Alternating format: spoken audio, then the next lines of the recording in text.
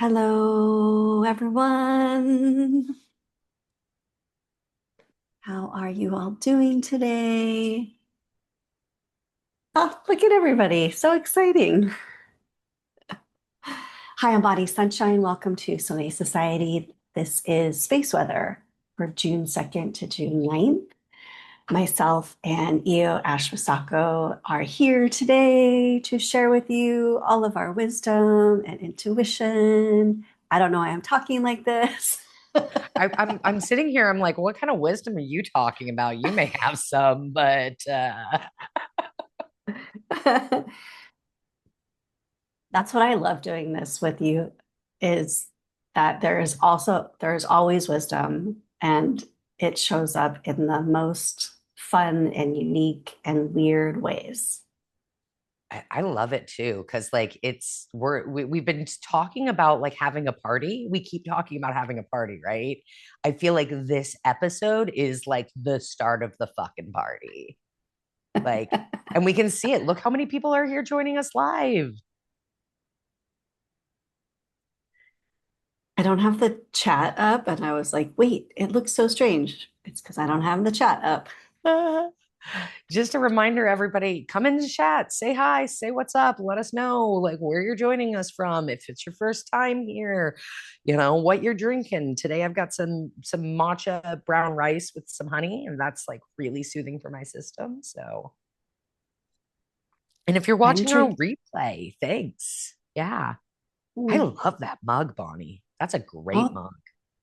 it's like little flecky, Ooh. textured. It gives feedback. Yeah, I like it. Oh, my autistic soul just sighed. I last week after Somae Society, our live call, I realized at the very end I had a headache. I went and checked my temperature. I had a fever. I slept for almost 24 hours, more than I was awake, for sure. So I am drinking a cold tea. It helps me feel invigorated and it moves things through because I still have a little junkiness happening in my system. So did we go so hot last week that you got a fever from it? Is that I what don't I'm know if I hearing? had it before the call and just was like, I'm just a little warm today. But by the end, I was like, man, my head hurts. Oh man. Oh, I'm excited for this week. Like it's like this like really grounded excitement. Like I'm like super fucking stoked about this week. But it's like, yeah, I think that's that Venus energy, right? And like, Mm. also Jupiter, me and Jupiter Poppy as one of our most vocal watchers likes to bring in. Jupiter Poppy is here. Yeah, when I saw the space weather report for today, I was like, well, you're going to want to do the Jupiter. Not that I can't, I muscle test or I check in like which one's for me, which one's for you to get transmissions on. And uh, it was very clear that Jupiter was not mine. I felt like, oh, repulsed. That you felt repulsed, I find is very interesting. I Yes. think because Jupiter is the ruler of Sagittarius, and that's my ascendant. And if I look in my like sidereal or Vedic charts, I'm like literally like Sagittarius, Sagittarius, Sagittarius, Sagittarius, Sagittarius. Like I am just all Sagittarian, which is pretty hilarious. So yeah, I want to bring in. I'm gonna just like pause for a second because I'm really excited, you guys. This is not paid for. This is not like we're not getting paid for this. We're not getting anything. I don't know if y'all are familiar with Yoshi Yashitani. If you are not familiar with Yoshi Yashitani, go check out Yoshi's Instagram page. It is incredible. Yoshi's work is beautiful and it's very close to my heart. Yoshi did a deck called tarot of the divine, and it goes through all of these different mythologies all across the world. So it brings in a lot of inclusivity. It brings in a lot of like culture and, being aware of what other people's stories are.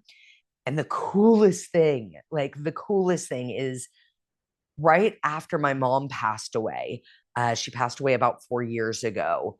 My dad came over and he's like, "Hey, I forgot to give this to you, but this was the last Christmas present that your mother and I bought for you together." And it was the Tarot of the Divine. So it holds a really significant place in my heart. So I'm really grateful.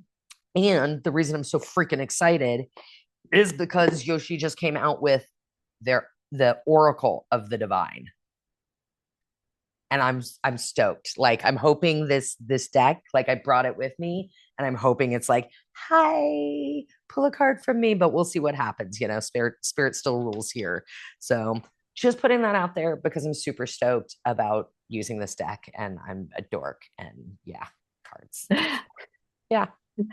Before you start doing this, my feet were like swinging, like so happy, like kid, because Little happy tap. I love that we both feel so connected to Oracle decks. That's one of the things that I was judging myself as a youngster that I really wanted to be into tarot, but the decks didn't really speak to me.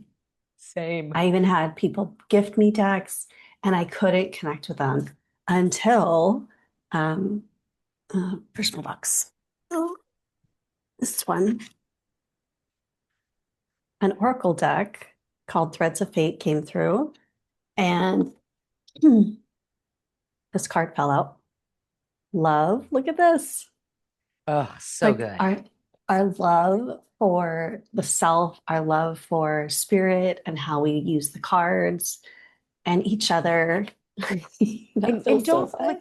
don't get me wrong, I don't like dislike tarot. I love tarot, and like it's incredible and it's so interested, and also like it's got a really really old history. And like I appreciate old history, and also I see when things have a really like long standing history, it then like so many different people's interpretations and meanings get like placed upon a certain thing, and it can kind of get like muddy for me energetically, so to speak. Yeah, let Mm. us know. Yeah, Bonnie, I love that. Let us know in the comments, like, what are your favorite decks? Do you have an Oracle deck that lights you up, or maybe a tarot deck? Like seriously, Tarot of the Divine, like Yoshi's deck, like that was the first like tarot deck that like really screamed at me because it felt inclusive. It didn't feel like just like the standard like typical paradigm BS. And especially, Bonnie, you identify as, she, they. I also identify as she, they as well. Like it just doesn't like some of that stuff doesn't just fit. Like it just doesn't fit for me. So I'd rather find stuff Mm. that does fit and feels good. So And yeah. and that actually came up for me the more I worked with my cards, the more I work with universe, spirit, my intuition, all the guides that come through, the more that system opened up to me. And and that felt very foreign. Like, oh, where did my gender go Yeah. Yeah. with Like, that? Yeah. yeah. I love decks that kind of like throw a wrench into the system a little bit. Oh, yay. Back in Austin after being almost 3 weeks in Costa Rica. Cool. Amazing, amazing, amazing. I'll send an invite. If you hang on after hours, I'm gonna send an invite to you because guess where I'm at right now? Austin. So I think we might.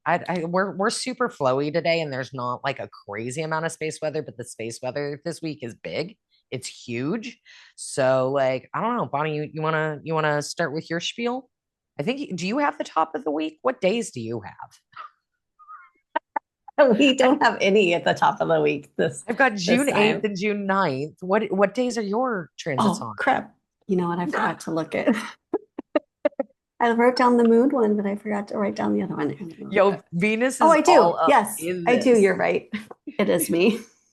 What June 2nd. what days you have June 2nd? Okay, so today. So we do have Yes, top of the week. we do have top of it. Okay, we'll start with mine.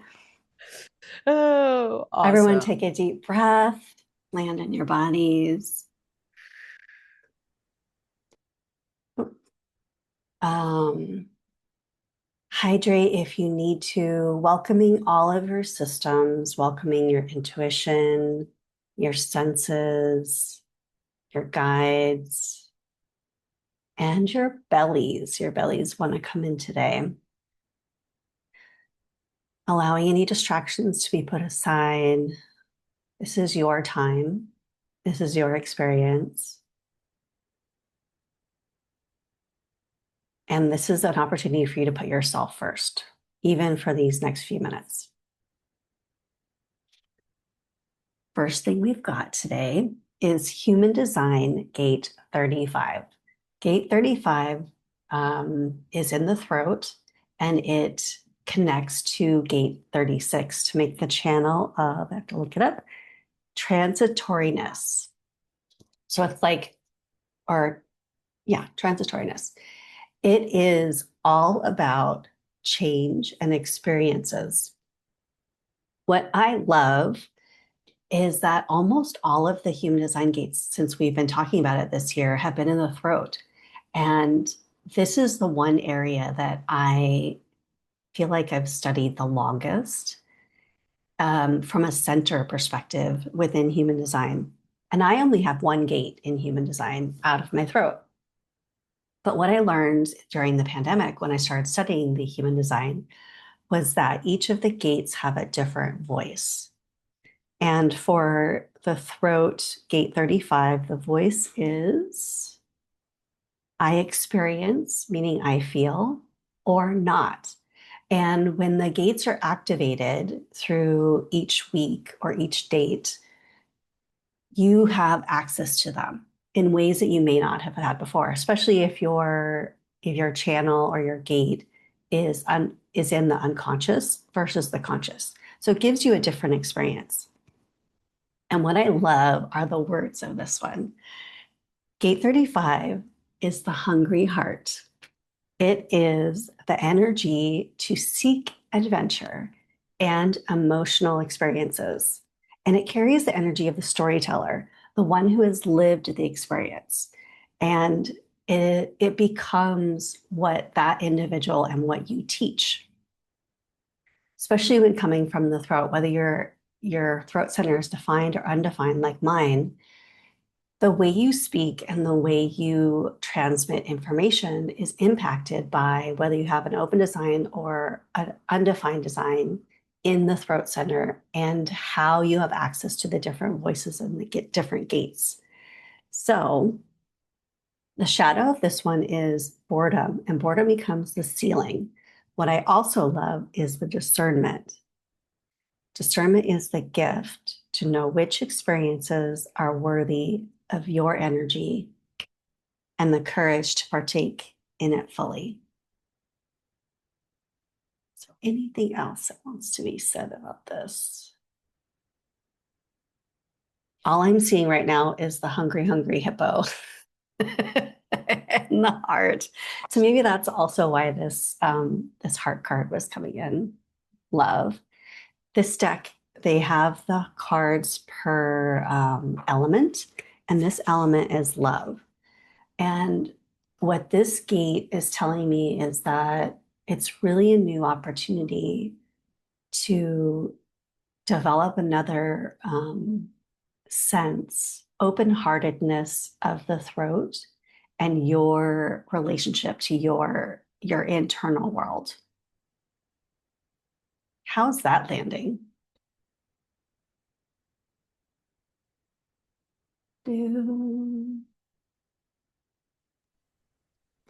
I was like, do you have access to unmute? Did Uh, I uh, forget?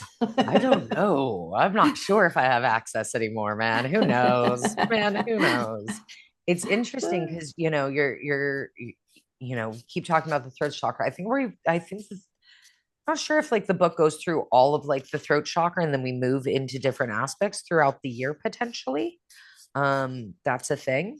I think. I don't know. I'd have to check in with we use Dr. Karen Parker's human design.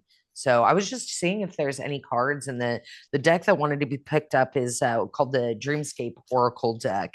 And send pictures of what that looks like in Somae Society if you want to join us over there on Skool. And yeah, like what's coming through is this card right here. It's a What is it? Skelky. Skelky. Tell me more. Or Selkie. So Selkies, if I'm correct, Scottish or Irish origin, and they, you know, it's kind of funny. I'm about to start laughing because I'm like the fucking patriarchy.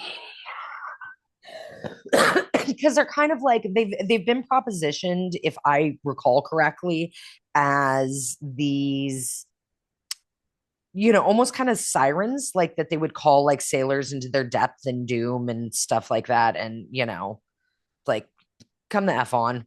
It is specifically in Scottish mythology, but the coolest thing is with them, they're able to shapeshift, right? So they can change from the seal form into the form of a woman. Normally, it's a very attractive, dark-haired, dark-eyed woman, because most of this stuff is written in there. So essentially, it allows her to go between both worlds, is what's coming in. So the ability to transition and go between both of the worlds is what's coming in with this. I'm kind of looking at the book.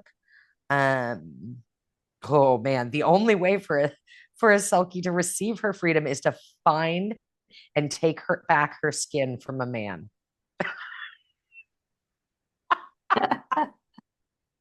So it's funny that this card's coming up because Bonnie and I were talking about it like just right before this call started. And, you know, my offer is out there. I don't care what gender you are or what, persuasion or where you're at.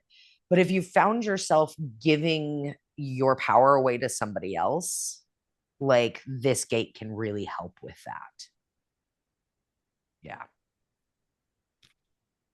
I looked over at my notes and I realized that I hadn't said something, and what you just said kind of anchors that for me, that I don't have this gate, but I see this in the way that we show ourselves in the world, that an embodied experience, it changes what others believe is possible for themselves. Oof. Oof. Can you say that again? Let's let that one land. Holy cow. An embodied experience is what changes for others what they believe is possible. Gosh. And I want to talk about that a little bit. Like when you talk about embodiment, to me, what that means, like my definition of embodiment, it's funny, the guy that I just recently started seeing, we had a whole conversation about that. And I had mentioned to him, I was like, when people come at me, like acting like an expert, but they're not embodying that practice, I won't listen to like I'm like I get like super like super ND, and I'm like, yeah, whatever, like you're not, no. So for me, like when you say embodiment, to me it also means like experience and actually doing the thing, like not just like, yeah, I can sit here and tell you all of my cursory knowledge on quantum mechanics. I don't do quantum mechanics though, right? Like I don't do that. Well, I don't do it in a scientific sense.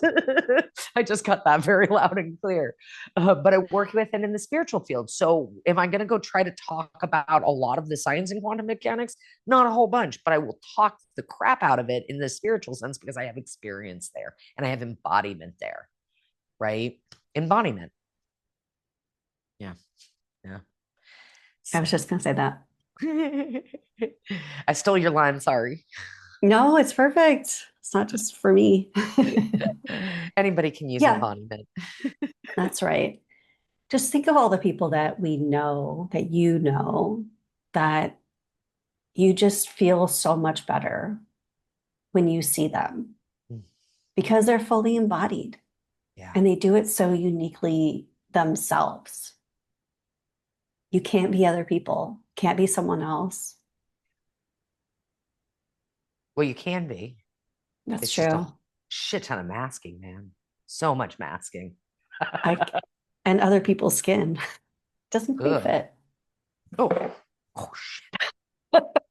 Sorry. There's Uh-oh. been a mosquito that has literally been biting me for like the past like 12 hours, and I almost just killed it, but I also almost knocked over my teeth. So I do value life, and mosquitoes, I don't. No, no. There's plenty. Since I release them to the next life. So, you got another aspect, and we're already halfway through our time. I So I feel know. like this is Venus. Welcome to Venus, like really Exactly. showing up this week. And I've got like two sentences on this one. It's so easy. We've got two things happening with the moon. We have the last quarter moon on June 7th, and we have a trine in Venus on June 8th. This is the softening of the body in order to open, ripen, and receive. There's a practice of get into nature, and the question for your soul is what kind of rest do I need? And that's it. See, it all works out. It all works out. Yeah. I love that though, because it's going to tie into the practice that came through for our big like headline, because we do have a headline this week. And what I think is interesting is because the softening happens on the 7th, right? And then I'm going to just use this to roll into the next space weather, which is on June 8th, right? And June 8th, we move from the gate that Bonnie was just speaking about into gate 45. Gate 45, also still in the throat center, right? What's interesting about Gate 45, one is it has like 1,001 names, which I find really interesting. Some people call it the gate of the gatherer. Some people call it the gate of distribution. Some people call it the king or queen gate. And essentially, what this gate is all about is how do I serve the community? How do I help the community? What can I do for the community? And it's really, really, really cool. So if you're looking at this and you're sitting, you have your nice softening on the 7th, you go sit in nature, you're feeling all peaceful, and the 8th comes around and you have an opportunity on the 8th to step into some sort of kind of leadership, whether it's leadership in yourself, leadership in a partnership, leadership in your business, your community. There's going to be an opportunity for leadership, essentially. More than likely, it's going to be some sort of community effort.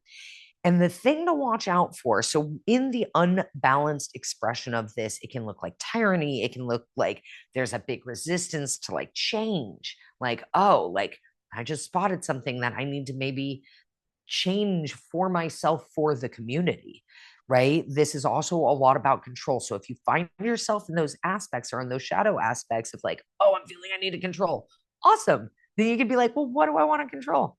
Why do I want to control it? Oh, is there an emotion associated with it controlling it? Huh. And then you go sit with it and you chill with it and you do your practices with it. Because once you are able to move into the balance expression, this, I mean, for me as somebody that like one of my core values is like radius and like being able to help the larger community as a whole, this one just makes my knees weak. Like I love it so, so much. And essentially what it means is that you get to bring your knowledge, your material, your resources, right? And essentially the question that's going to come to mind with this is what I am doing or sharing in benefit of the community? And it's really beautiful because I just went through a whole shadow portion with this. It's like, okay, what can I give back to the community? I've seen a lot of people talking about like consuming social media. It's like, okay, are you being a consumer or are you being a producer? Right. And this is that kind of vibe. What's cool about this on the other side of gate 45, I love this. Oh my God, I love it so much. Is 21. My Capricorn's freaking the crap out right now, guys. I'm just saying. So, gate 45 to 21. And what 21 does, what this creates is this line, it's the channel of the money line, right? Like we are talking crazy. Like when I feel into it, it's like abundance. And it's like I'm getting like pictures of like cornucopias and like a table like laid out in full like lusciousness, like Birth of Aphrodite is coming in again, like the shells and like whoa, like abundance, abundance, abundance, abundance, abundance. And this is all happening June 8th. And with that sense of abundance, one of the highest things that you could potentially do, always check in with yourself and be like, what's in my highest good? What's in my highest good? What's in my highest good? And also, if you want to listen to whatever bullshit I share with you, is one of the highest things that you can do on June 8th or right about in this period of time, 2 to 3 days, or the week following, is spend money in your community. Go support artists, go support local bakeries, go support your local psychic, like go spend money, because the money you're going to spend is going to go into the community. And I'm just going to leave that there, because like what goes out also, yeah, the witches know this. So it's specifically about local money. Where are you spending your money? Man, if we were like doing protests in conjunction with this stuff, like this would be a perfect day to do a blackout day against spending any money with any corporations. Like this would be a great day for that. June 8th, guys, hear me on this, you know, and go support it locally. Do everything that you can. Co-ops for your groceries, maybe don't do gas, because I think that whole thing is a thing. So that's what you can do, right? And what you put out there is like, how can I be part of leadership on creating the community that I want to have? So that's the offer for that. This gate literally controls. It is the open door to material and immaterial resources for the community.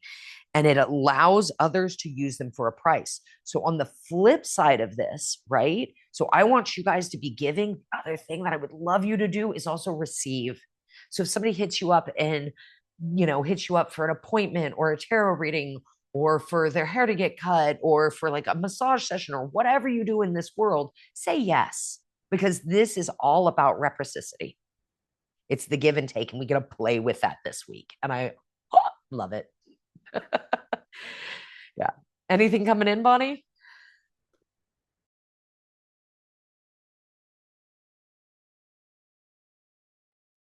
I'm over here hacking up along today. Ah, yes. I don't think I've ever seen this card in this deck. It is self-love. This is a water card. What I love is the triangle angling down is giving me firm foundations memories from the other deck that we use a lot. And the three elements to this card is peacock, hibiscus, and pink halite. Ooh, I love this. Hibiscus is a notoriously incredible plant medicine for inflammation. It also like helps your blood flow. It's very, very, very potent. You can drink it if you didn't know, those beautiful little petals. They're completely consumable. Yeah, it's one of my favorite flowers. And it's funny, hibiscus. Somebody's drinking hibiscus and rose tea right now. Like, yeah, talk about being on point in this container. Yeah, and my best friend and I were on a walk yesterday. I was like, oh my gosh, look at all these hibiscus flowers. It's super, super duper potent. So I would highly recommend that. The howlite I do find a little weird, because I like associate howlite with like cheap dyed Chinese howlite. Because like, huh. So A little maybe I need bit. to, redo that one. Yeah, what I love about this deck is it always brings in something new. So for the hibiscus, it's an ally in remembering, and its gentle energies awaken the heart to its core essence. So it goes back to this love card. Well, and that's the next part of space weather. Yes, We've been talking about Venus, y'all. You want to keep talking about Venus? You feel complete, Monty, babe? I do. Cool. Awesome. So let's talk about Venus. Oh my gosh, you guys. So it's funny. I told a lot of people in live last week. I broke my celibacy. I'm no longer celibate, or maybe I told you guys too. But love is big right now. Love is really, really, really big. Self love, love for community, love for your friends, love for maybe a potential partner, who knows? And the thing about it right now is because this kind of like super squishy, soft, loving energy is coming in, right? Venus is all like, it's about value, it's about attraction, it's about beauty. Like, what is the most beautiful thing that I can sit with and be with and surround myself with right now? Like, that's a great question to ask yourself. So, starting June 9th, this is the auspicious day that I was talking about on Instagram, guys. We are going to be conjunct. And again, conjunct means like this is powerful. Like, this is like big, huge, super powerful energy. And it's like what I get is like the combined forces of the universe. Like, that's how potent like this is. So we have got Venus conjunct. Oh, guess what? Jupiter, right? Ruling planet of Sag. But the thing about Jupiter is all about luck. It's all about growth. It's all about blessings.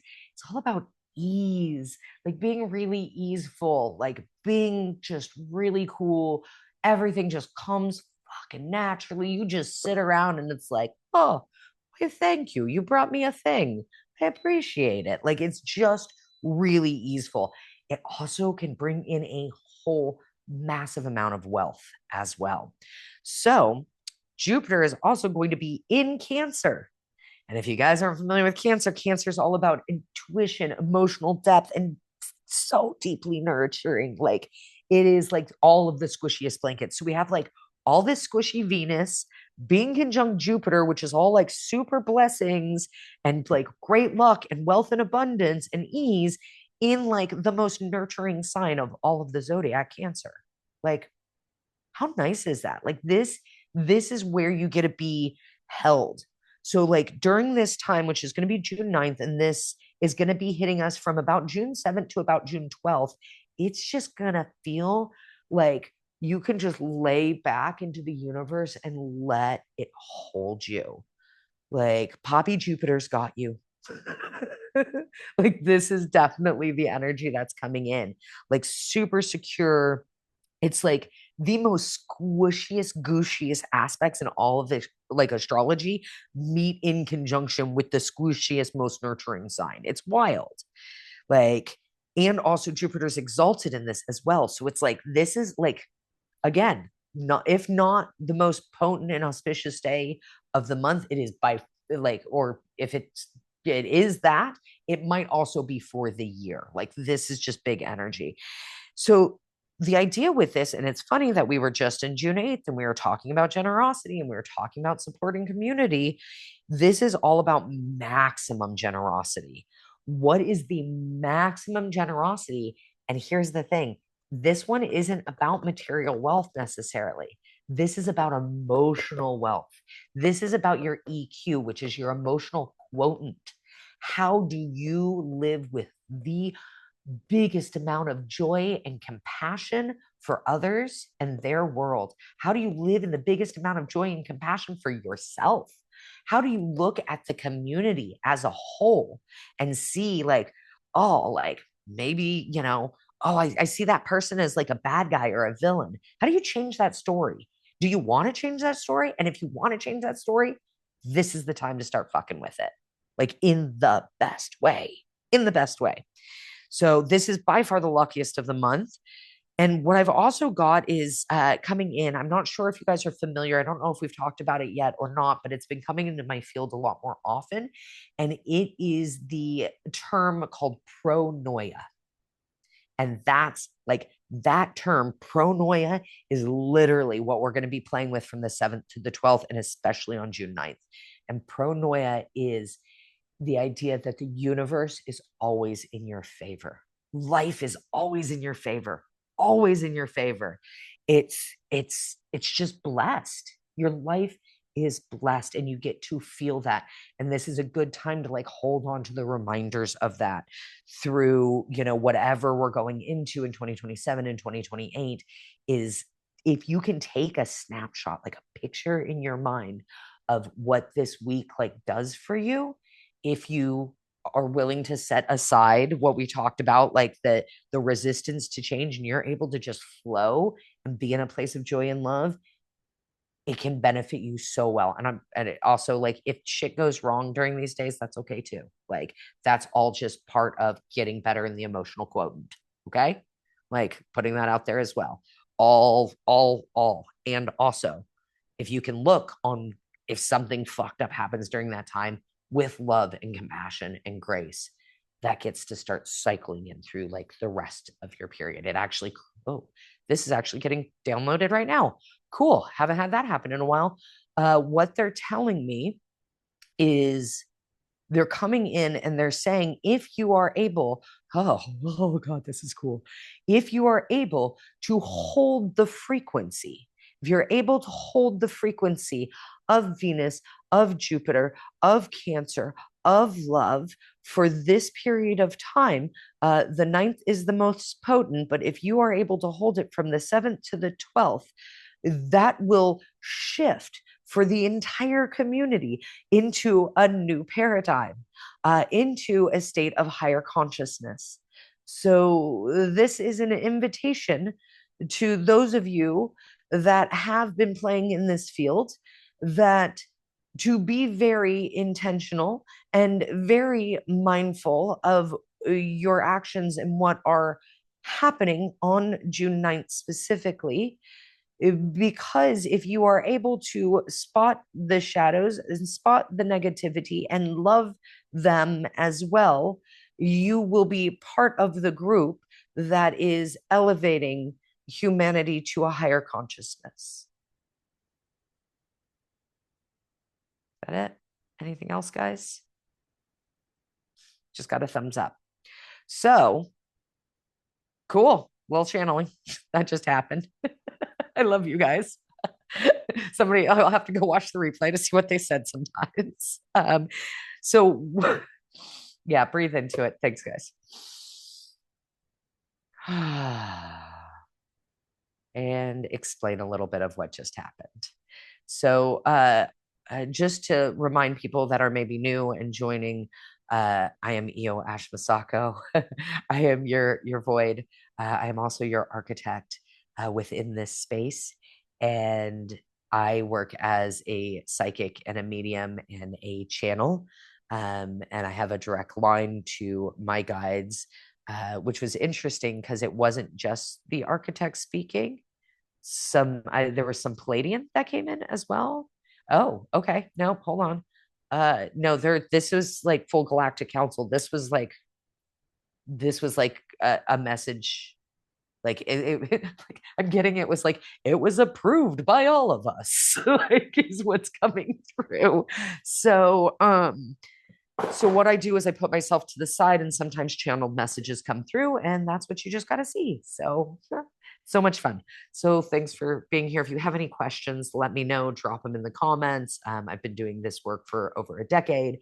Yeah, and either Bonnie or I can explain to you kind of what that is if you have any questions. So yeah. Okay. So the last little bit is what comes in is come home and let yourself be fed. Like, come home. Come home. This is a call. This week is a time for you guys to come home. Yeah. You're welcome. The door is open. All you have to do, you don't even have to knock. You don't have to ring a doorbell. All you have to do is walk in if you choose to. So come home. Yeah. And yeah, that's like, I've also got like these two are amazing together. And do I need to give the practice? No, they're just saying let it land. So I'm going to just pause and let that land. And because of community, I'm getting called to pull one of these cards, Tani's deck. So I'm going to pull that in. Bonnie, do you want to come on here while I pull that? Yeah, I had a message for this as well. There's a key that I've been working with for a couple years, and that is the key of receiving.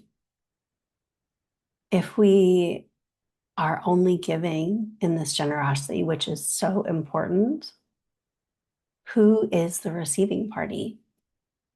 And when we can come into this abundance of our own generosity, is through the key of receiving. And if you are only giving, that is a form of control and a form of taking. So it goes back to that moon energy I was talking about. Soften, open, ripen, receive.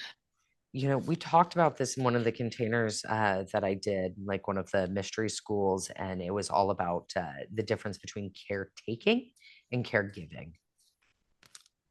Yeah, which one of these days we'll do a write up on that at some point because it's a highly interesting field. It's interesting. So when I was thinking about the ninth, I asked for two cards, and it gave me ambition, which guess who's coming back in the field? Sekhmet. So we've got ambition, and then we've also got order. Like, how do I get it so there's not like a whole bunch of nine? Ambition. You can't do this because I'm not used to the mirror thing. It's confusing my brain. Okay, hold right there. Right. There you go. You got it. Hold, hold, hold. No, my brain is totally melting right now, Money. So ambition and order. That's what we're looking at. So when we're looking at these cards, it's interesting because Sekhmet, she's been hanging out. She's really been hanging out really a lot recently. And I did a write-up on her. And one of the things is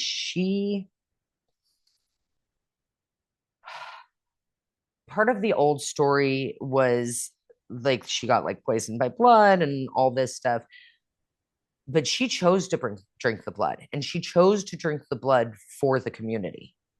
So if you're interested in that, I'd recommend going and taking a look, and reading up on that. On the other side with that as well. Um, oh gosh, I'm so sorry. This is not Sekhmet. Wait, I'm confused. No, Ishtar. But Ishtar has a line to Sekhmet. There is some sort of correlation there. I can't remember it right now, but yeah. So yeah, what is the line from Ishtar to Sekhmet? This is going to be a much deeper dive. I may have to come on in Somae Society and give some yeah, because Ishtar comes from Sumerian myth, and Sekhmet, I think, is the Egyptian counterpart of Ishtar, if I'm correct. But I'm gonna have to double check all that. So um yeah, and she's also known as Inanna by her Akkadian name. Yeah. She began to covet her sister's throne, and it was unsuccessful, and still managed to, yeah, I don't know why I'm reading this right now. Essentially what it is conviction to make your dreams a reality. So what I'm getting from this card right now, like, sorry, I just got sloppy and I just got back from channel space, so my brain's still not here as well.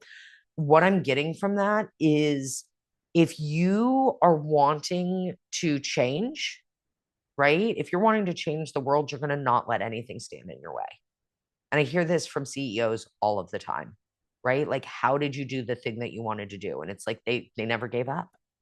They never gave up. So if you want your community to look better, if you want this world to look like a better place, don't give up, is what's coming in. And then as for order, that looks highly Japanese to me, but I'm not going to make any other assumptions here. Segment need to come in. What is going on with the lion head? Why am I associating segment? I don't know. I'm gonna have to look into it, guys, for you. I'm gonna get like obsessed with getting into that. And they follow each other right after one another. With order, it's finding joy in the familiar and relishing understood and established expectations. It symbolizes hierarchy, long-term thinking, and schedules. So if we go back to that gate specifically, that we were talking about, that king queen gate, is how can you put this into practice is what's coming in. There's still a lot more information coming in, and we're out of time, and that's kind of driving me crazy. So I don't know what to do. I love that. Uh, you muted yourself, just making sure you knew. Everyone take a breath with that. I'm Bonnie Sunshine. It's so funny. My legal name was just trying to come through. I'm Bonnie Davison. If you see me in Skool, I use the moniker Bonnie Sunshine here and online. The message from the archer and the sun is plant your feet. Before you can move in the direction that you need, meaning when you are ready to launch this change, plant your feet so that the arrow arrives and traverses to the newness in a sharp, specific line.